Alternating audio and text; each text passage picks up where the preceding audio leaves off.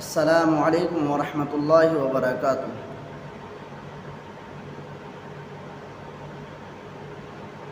ناظرین، آج ہم آپ کو بتائیں گے کہ خانہ کعبہ کے اندر بت پرستی کی ابتدا کیسے ہوئی اور کب ہوئی۔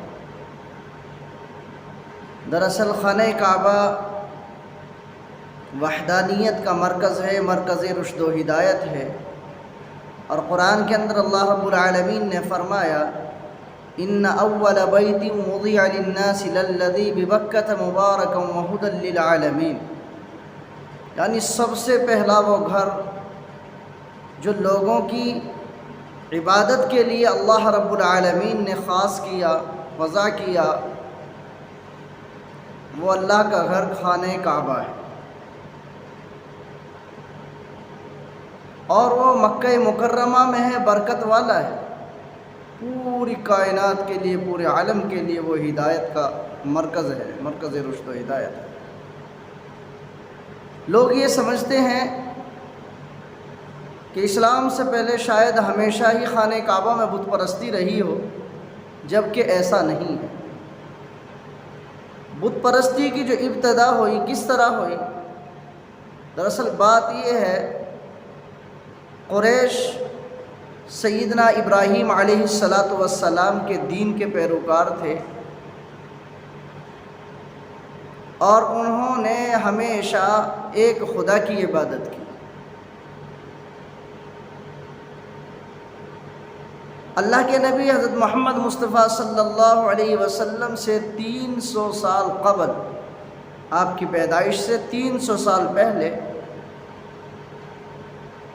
مکے کے اندر عمر بن لوحی الخزائی کا جب دور آیا، یہ بہت بڑا رئیس اور مالدار آدمی تھا۔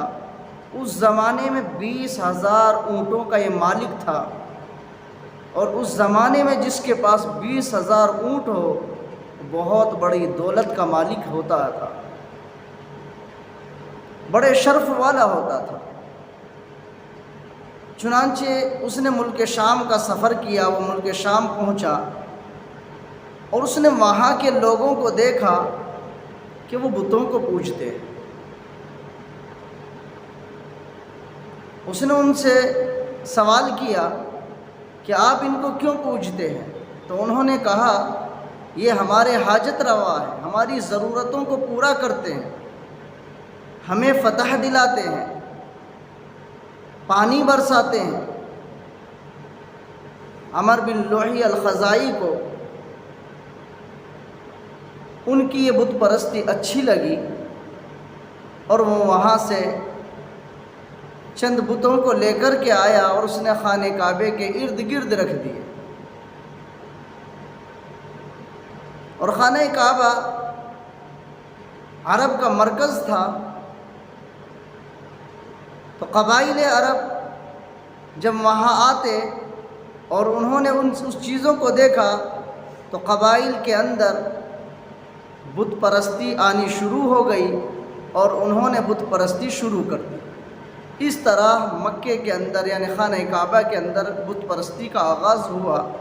اللہ کے نبی محمد مصطفیٰ صلی اللہ علیہ وسلم نے فرمایا،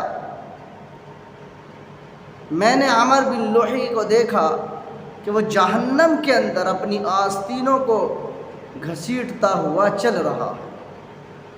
یہ روایت بخاری کے اندر ہے، ابو ہریرہ اس کے راوی۔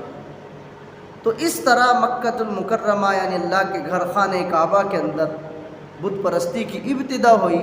ہمیشہ بت پرستی نہیں رہی، بلکہ چند سالوں کے لیے بت پرستی آئی، اور اس طریقے سے ہوئی، ورنہ قریش اور اہل عرب سیدنا ابراہیم خلیل اللہ علیہ السلام کے دین پر تھے، اور قریش جو تھے اپنے باپ حضرت ابراہیم علیہ السلام کے دین کو مضبوطی سے پکڑے ہوئے تھے، اور ایک خدا کی عبادت کیا کرتے تھے۔